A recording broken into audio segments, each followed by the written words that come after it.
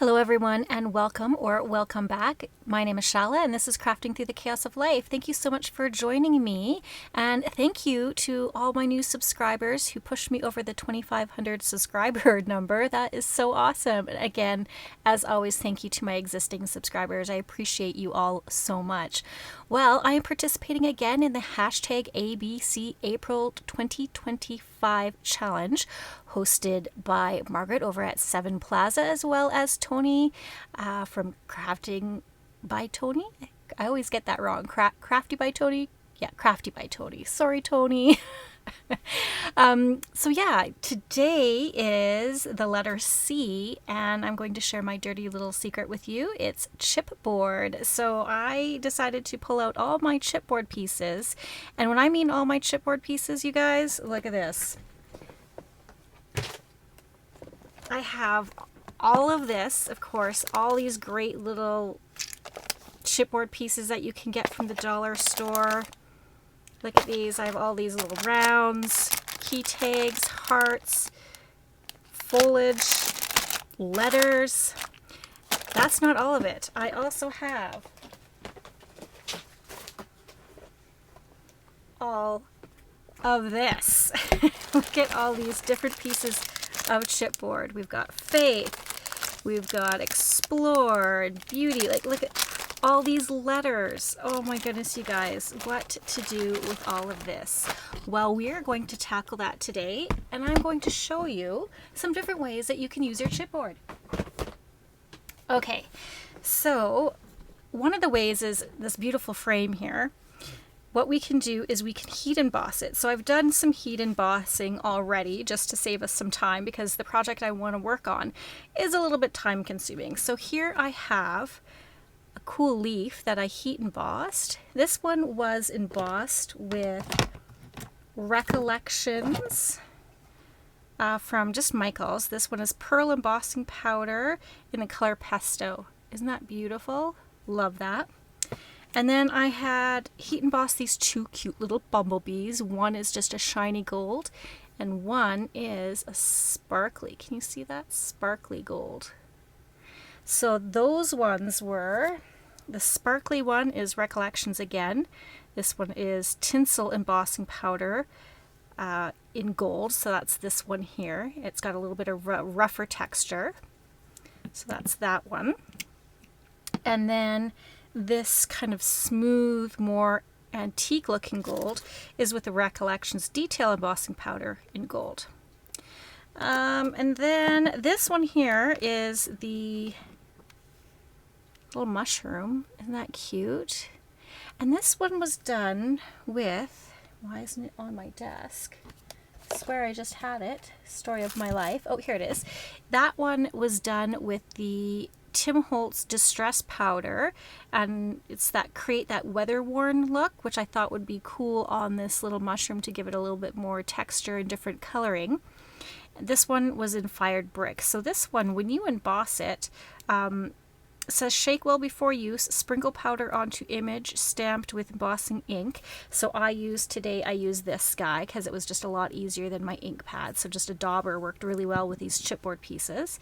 And then you tap off the excess, emboss with a heat tool, and then when the powder cools, you gently rub off, release crystals to distress. Gives it that distress look. So that was fun. So those are some items. If you have embossing powder laying around, and I know you all have some chipboard, you had some lofty goals like I did to use them, but we are going to get to it today. So this is also a great way to use up some of your antique photo images. If you have frames, I think that it would be super cool.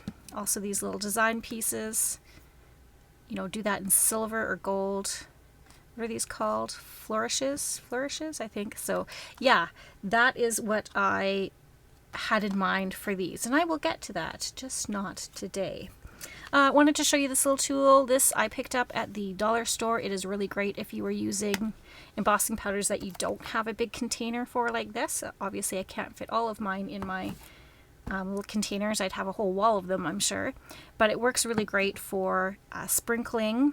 And so again, I just used the dauber, I used my tweezers and a heat tool, and I sprinkled it over, and then I was able to tap everything down unhook this and pour it back into my container. And then I have these really great, I cut this one in half, but these are just static cling wipes. I got these at the dollar store too, and it collects all the glitter from your work surface, which is brilliant. And then I clean this out as well. And I don't know if you can see the sparkles in there, but it does grab everything. So those are great. These are little static cling wipes. Okay, so I think I've covered everything there.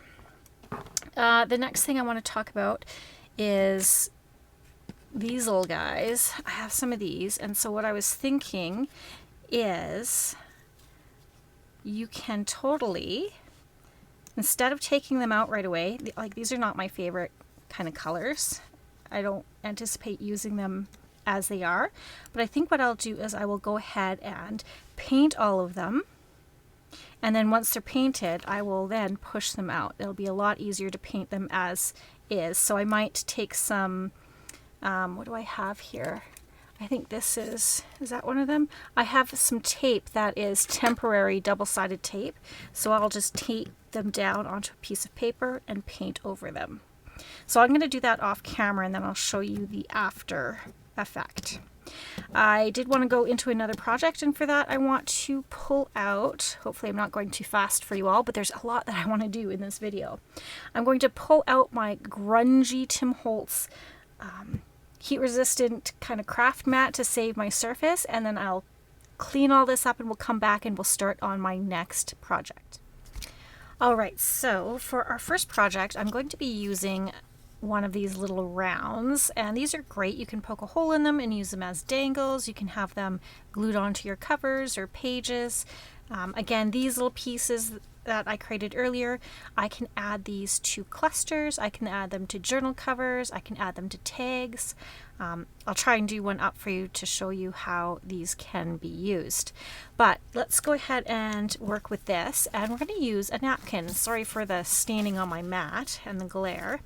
So what we want to do is we want to take our napkin and we're going to separate the layers. I always save these because I use them for other projects, and in fact we might use this in my next project that I show you.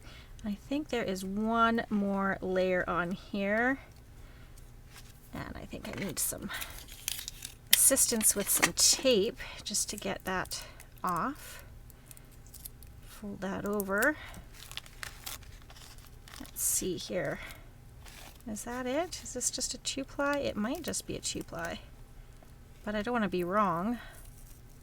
Yeah, it looks like it's just a 2-ply. Okay, perfect. So once you separate all your layers, again, be careful because it might be a 3-ply napkin. And if it is, make sure you get all the layers off. And for some reason, I feel like this is yeah, it's still got another layer. There it is. Just wasn't coming off. I knew it. I knew it. Yeah, make sure you get all your layers off. You just want to be working with one layer of the napkin. Okay, again, I'm going to save this. It's cool because it still has some light markings of the imprint on there, which I like. Okay, so now it's just super simple. Grab your Mod Podge, go ahead and give it a good shake. Ugh. See if we can get it open. It's been a while. There we go. And I just put over top of my jars like this. This is just a press and seal. Just helps keep everything a little bit more wet if I haven't been using it for a while. Let's grab a paintbrush. And we are just going to, actually, what I'll do is nice and gluey. Let's just take a smaller piece off. We don't need the whole sheet. Let's take off a small amount. And of course you guys know where I'm going with this, I'm sure. Just going to put a layer of Mod Podge on our chipboard piece. And I know we all have a ton of napkins as well, because we had grand plans for those as well. I have a whole box of napkins. Anybody need some napkins? I've got some. And then we'll just lay this over top. pat it down. It can be smooth, it can be wrinkled, however you like it. And then we're just very carefully,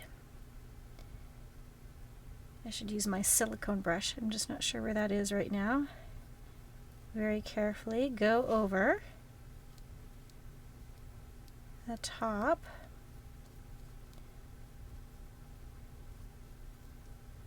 And we're going to let that dry. Being very careful not to rip the napkin. Okay, close this up. I'll set that aside to dry, and in the meantime, let's work on my other cool project. Just grab that guy, I'll put him over on my book. Swap out what I have drying. Okay, so this is a base for a journal cover, and this is chipboard, and I like to make sometimes hardcover journals, and so this is literally just chipboard. I have covered it in just some regular gesso. This is just, I got it from Michael's Artist Loft, just white gesso.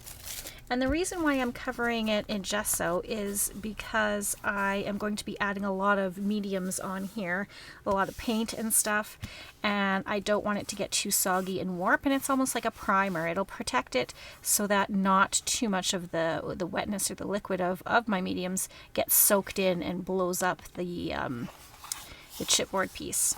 So, what is my idea for this? Well, I want to use this bad boy, and I want to put this over top on here and have it part of a woodland journal cover. I think that would look really cool, but I want to give this a little bit more texture. So in comes our napkin pieces. Okay, so I'm going to again have some watered down Mod Podge. I'm going to use this just because I don't want it as thick. And just grab my little rag here. And what we're going to do is just put a thin layer of this over top of our gessoed chipboard. And I kind of want this to look like wood. Now I've done this before, or tree bark, sorry. I've done this before with paper towel, and it might actually work better with paper towel because paper towel has a little bit more structure to it, but we're going to try with the napkin. We're going to see if we can make it go. So I'm going to put it over top of our chipboard piece, and I want to scrunch it in a way that it could look like tree bark. It works a little bit better with paper towel as it's a bit stronger and I can form it a little bit better.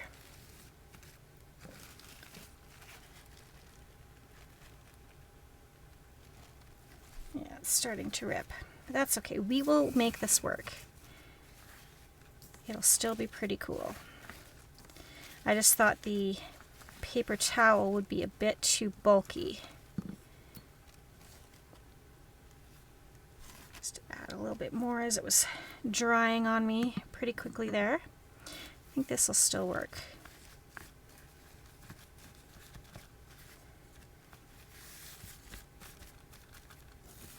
Okay, doesn't look like much now. Trust the process. Trust the process, my friends. I'm going to go over this. And so we'll have to let this take some time to dry as well.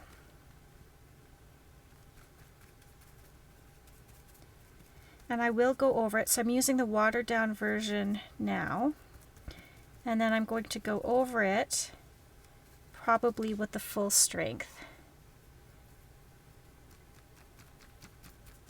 Just as it's a little bit thicker and stronger. I wanted just the thin right now, the thin down version.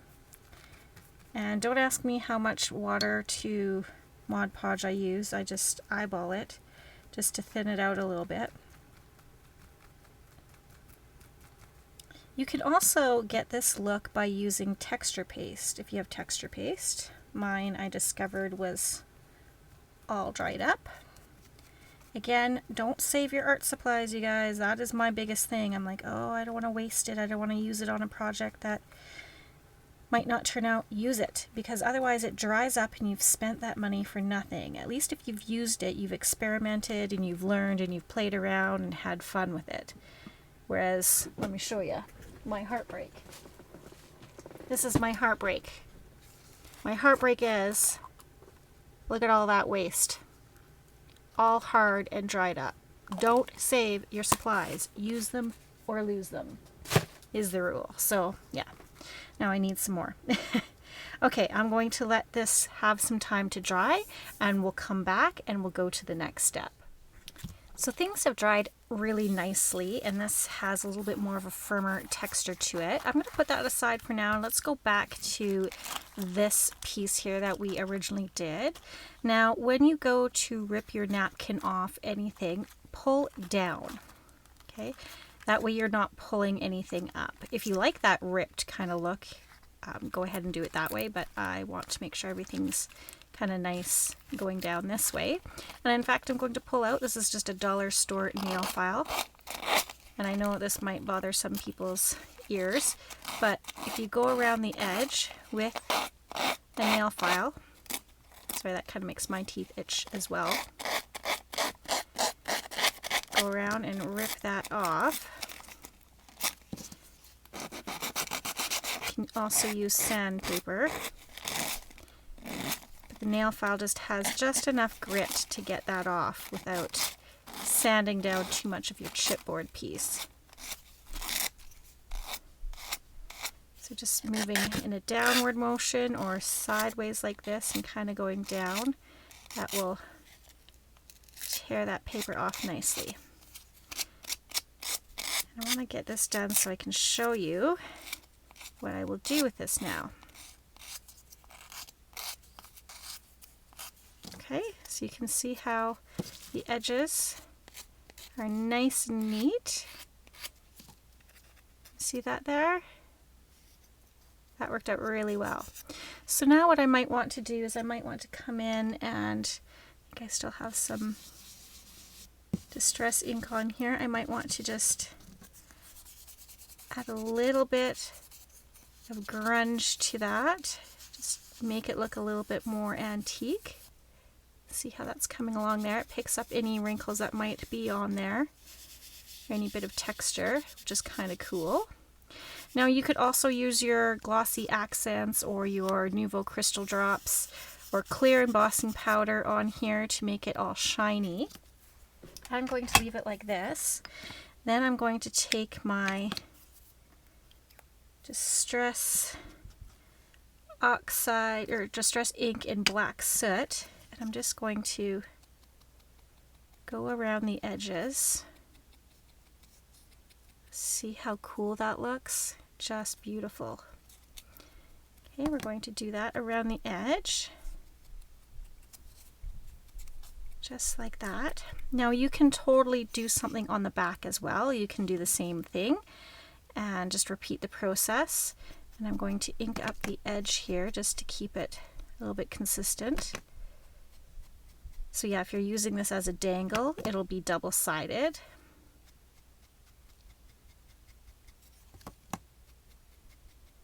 Okay.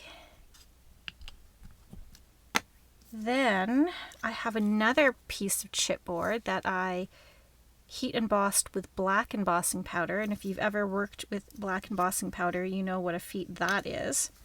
And I'm actually just going to glue that right on here as an extra little embellishment and another way to use our chipboard pieces, layering them together. So add some art glitter glue. 3-in-1 beacon glue will work as well.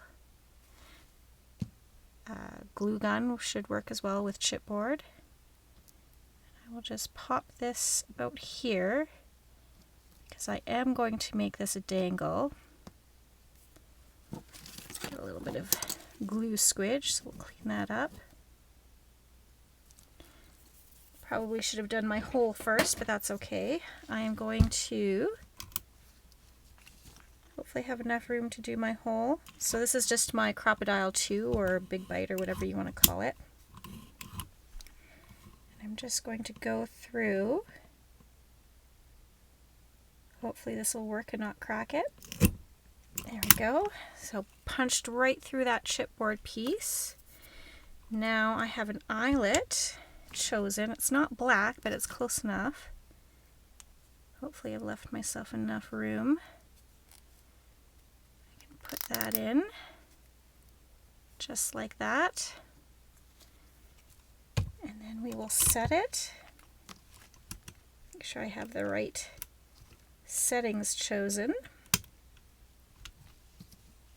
Put that in there. Stand up for this, give it a little bit of an oomph. There we go.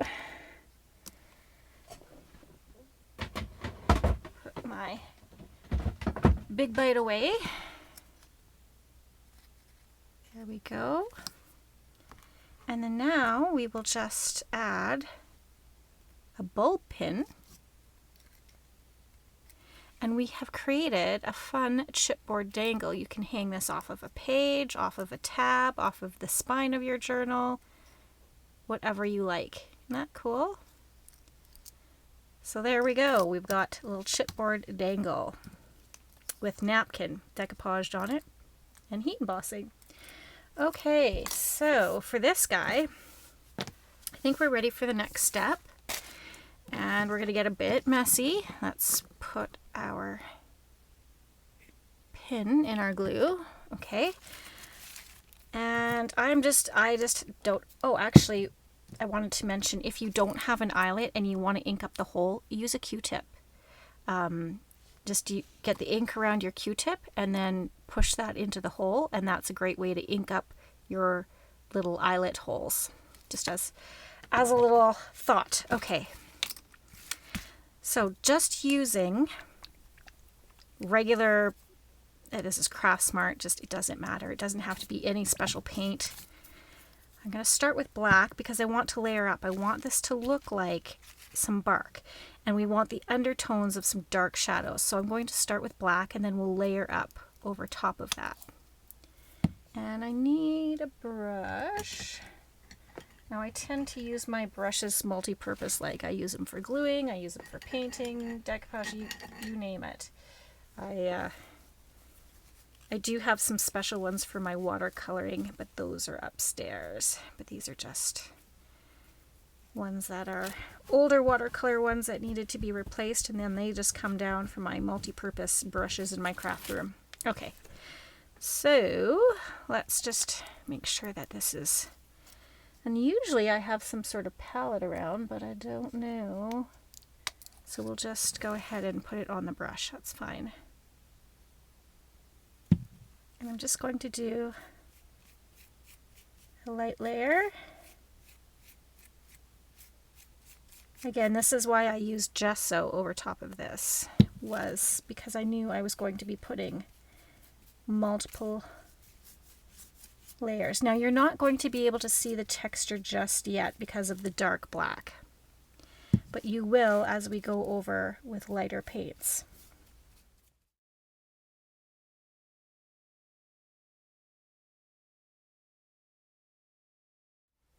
So this is dry and we are now ready for our next step. The next step, I am just using a piece of a sponge. This is just from the dollar store, nothing fancy. Again, using some of these paints, I just took the little glue scab off of it, or the paint scab off of it, and it's starting to come out. So I'm going to put this just on a lid here. This is terribly old paint, but that's okay.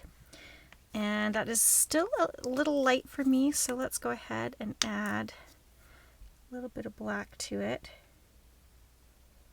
just to darken it up a titch. Maybe I'll be better and clean off the top of my glue so I don't get, or paint, so I don't get those goobers on it. Okay, and then we're just going to mix that up with our sponge. Yeah, that's nice. And then what we're going to do is just sponge on the lighter, or the brown itself, so it's a darker brown. We're going to work dark to light. I have to mix up some more of this. Come on, my friend. Should have had these sitting upside down so it was easier to come out. But they're pretty thick. Ugh, excuse my paint.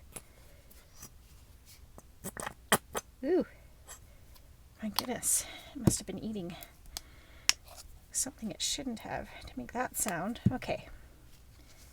Whoops, I don't want to throw all of that in there, but there we are. Okay, again, just, oops, now I got the black in there, that's okay. We got shadows, all is good. And then we're just going to quickly, we're just going to work this way by sponging the brown onto it. I know it doesn't look like much right now, especially on video. It's a little harder to see. Let's see if, especially with the light, if I tip it that way, can you see the brown that's happening there?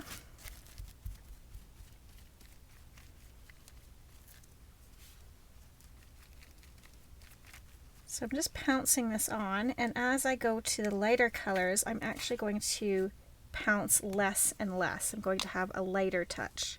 Let's just add a little bit more of this. I think I have enough black on there.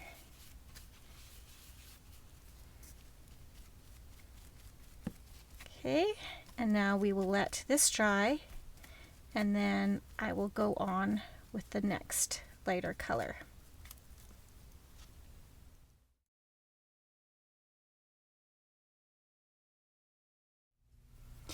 Now for the final touches, as you can see, I got lighter with the browns as I went along, and then I was dabbing ever so lighter with that sponge, just building up layers of color, and you can see how that is looking like bark. It looks so cool. But yeah, the finishing touches, we want to add a little bit of moss. So I have used this leaf green from Americana, and I added a little bit of black to it so you can see I've got this nice deep color. And then I'm going to do the same thing. I'm going to add a little bit of green to it just to give it kind of that mossy look. I'll probably kind of focus more along the edges and the bottom, and then I'll use the lighter color.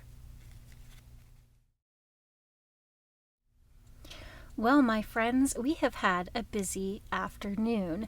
So I've completed all the projects just to save some time, and when I finished this off, I did put a layer of Mod Podge, satin Mod Podge over top. I then created it into a journal cover where I used more chipboard again for the back portion of the journal cover and the spine, and I'll show that to you in a minute. I also painted those chipboard letters that we were talking about earlier. So I just painted those up just so that I could use them for, is that the letter R? Just so that I could use them, you know, more appropriately. I didn't really like the original color they were, so I just painted them, and then this isn't actually glued down. I actually inked them up on the edges with some distress ink to make them a little more grungy. And to get into the little bits here, I used my little Q-tip to get into some of those little spots. So you can paint and distress ink your chipboard to make it a little more usable for you. Okay, and then I have this little tag that I created, and we use the embossing powder on our little die cut pieces. So we have a couple here that we embossed. Got one more. Oh, my chapstick, which I accidentally washed. Don't you hate it when you wash your favorite chapstick? Yeah, so this one is really cool as well. So we have these little chipboard pieces that you can emboss with your embossing powders. And I thought this was cute because it says, "Be yourself." Isn't that cute? And just look at the sparkle on that little guy. Just adorable. And just added some little netting on the top here and secured that with a staple. So cute. You can add these to your tags, journal cards, and pages. All right, we also have this one where we put a napkin over top. We used some Mod Podge and decorated it with a napkin, put it over top, inked the edges. I also did another chipboard piece layered on top that I also heat embossed. We put an eyelet through, and that is with a bulb pin so that it can be a charm. So these would make great charms as well. Well, let's take a look at this journal cover because we have been working on this for most of the day. So this was the original piece here. I also heat embossed this tree. It's a little hard to see because of the glare, but hopefully you can see that, how that turned out. I just used, again, this little embossing dauber and some embossing powder, heat that up, and look at how gorgeous that is. And this really looks so cool. It looks like bark. I just love it. I added some chenille to the spine. So as you can see, I've covered the inside of the spine as well. The spine and the cover pieces just with some paper. Again, this journal cover is made out of chipboard. And I just, use the chenille to secure the spine. And then I added this fun little piece that I had hanging out on my desk forever. I added that over top and inked it up, and then I put some fun eyelets through, and that's how I will actually bind my signature into this journal, is right through those eyelet pieces. I also did add some corners, which I think is really fun. And yeah, that was just a really cool journal cover that I completed in one day. Literally, I started at maybe 11:30 noon today, and it is now just about 5 o'clock. I took lots of breaks to obviously do my laundry and wash my favorite chapstick, as well as eat and do some other things. So all in all, we got a lot done today. I hope you enjoyed this technique and that you'll continue to play along with the hashtag ABC April 2025 challenge. I'm not sure I'm going to be able to get on for tomorrow for the letter D. I will try because I do have an idea, but we will see. We will see. All right, guys, if you haven't already, please go ahead and hit that like button and subscribe if you haven't already. Again, thank you so much for everyone who has subscribed. I can't even talk anymore. All right, guys, enjoy the rest of your day. And remember, P.S. I love you.